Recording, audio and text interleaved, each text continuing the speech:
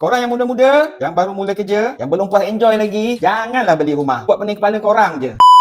Bila korang mula kerja je, apa yang korang kena buat adalah cukup je 3 bulan slip gaji korang, kau pergilah apply personal loan. Simpan duit, tunjukkan kita ni ada duit. Lepas tu, jangan lupa kau ajak kawan-kawan office kau pergi dekat showroom Honda lah kan. Baru nampak macam masyuk. Bila kau balik kampung nanti, kau boleh tunjuk kat orang kampung. Kau dapatkan Honda, nampaklah berjaya kerja kat bandar. Takkanlah naik bas balik kampung, betul tak? Okey, kereta dah ada kan? Kau jangan lupa kau ada buat personal loan kan? Duit personal loan tu yang kau saving tu, gunalah untuk cantikkan kereta korang. Bila kereta dah cantik, barulah awet senang lekat. Bila dah ada awet, nanti korang akan terfikir nak kahwin pula.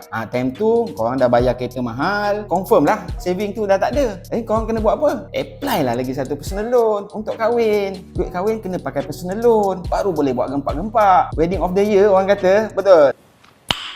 Nice. Lepas tu, korang duduklah menyewa. Nak beli rumah mana tak boleh dah. Personal loan dah ada 2. Nak beli rumah pun, nak apply, loan dah burst. Dah tak boleh. Jadi, korang terpaksalah menyewa. Nanti anak dah 3, korang baru nak mengelupo beli rumah. Aku empuk nyawa kau karam, lupa nyawa kau karam. Kau rasa harga rumah nak tunggu korang ke? Agak-agak korang lah. Bijak tak perancangan si Polan ni? Fikir-fikirkanlah. Satu hari, satu ilmu. #cara Pak Dia.